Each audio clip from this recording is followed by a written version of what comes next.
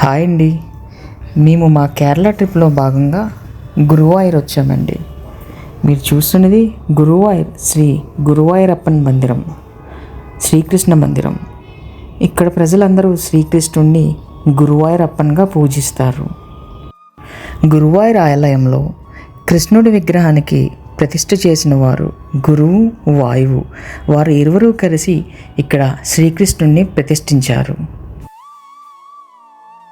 ఇక్కడ ప్రతిష్ఠించిన విగ్రహం శ్రీకృష్ణుడు స్వయంగా ద్వారకలో పూజించిన శ్రీ మహావిష్ణువు విగ్రహం.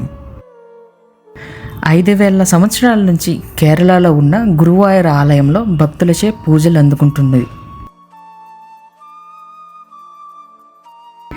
ఈ ఆలయాన్ని భూలోక వైకుంఠం అని పిలుస్తారు. వైష్ణవ సాంప్రదాయానికి చెందినటువంటి 108 దివ్యక్షేత్రాలలో ఇది ఒకటి. ఈ ఆలయంలో ఉన్న విగ్రహం మధ్య చిహ్నం కలిగి 4 చేతులతో నిలబడి ఉన్న విష్ణు విగ్రహం శంఖ చక్ర గదాహస్తాలతో పద్మంతో స్వామివారు దర్శనమిస్తారు. ఈ ఆలయంలో ప్రతినిత్యం కూడా నృత్య కళాకారులచే నిత్య ప్రదక్షిణ జరుగుతూ ఉంటుంది. ఇక్కడికి వచ్చినటువంటి భక్తులు ఆ నృత్యాన్ని చూస్తూ శ్రీకృష్ణుడి గురించి ఆ నిత్య ప్రదక్షిణలో చూపిస్తుంటారు. కేరళలో మరి ఏ గుడిలో జరగనన్ని పెళ్ళిళ్ళు ఇక్కడ జరుగుతుంటాయి. సామాన్యుల నుంచి ప్రముఖుల వరకు ఇక్కడ పెళ్ళిళ్ళు చేసుకోవడానికి ఎక్కువ మక్కువ చూపిస్తుంటారు. ఈ ఆలయంలో ప్రతినిత్యం కూడా ఆలయం మూసివేసే ముందర స్వామివారికి గజారోహణ సేవ జరుగుతుంది.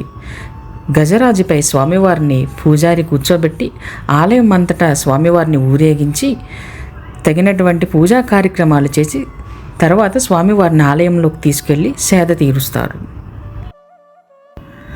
గురువాయూరప్పన్ సన్నిధిలో నిత్యం జరిగే మరో వేడుక తులాభారం.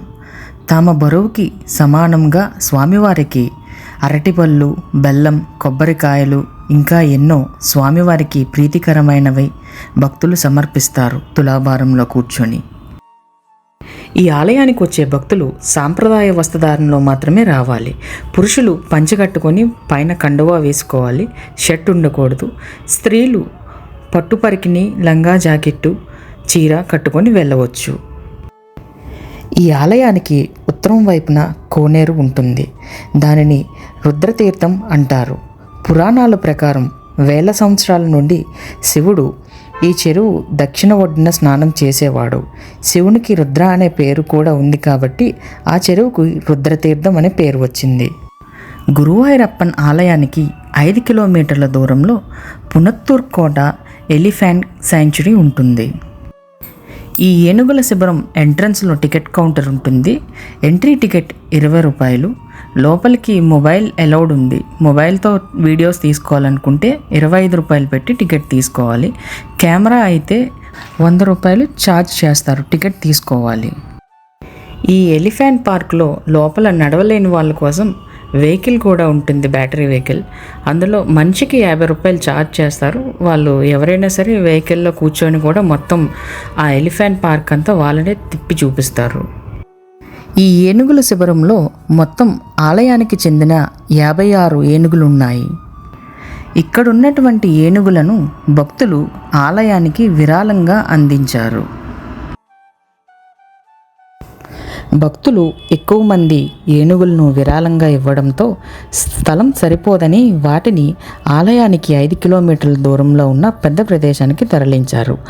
ఆలయంతో వాటి అనుబంధం కారణంగా భక్తులు ఈ ఏనుగులలో చాలా వరకు గురువాయూరప్పన్ సజీవ రూపాలుగా భావిస్తారు.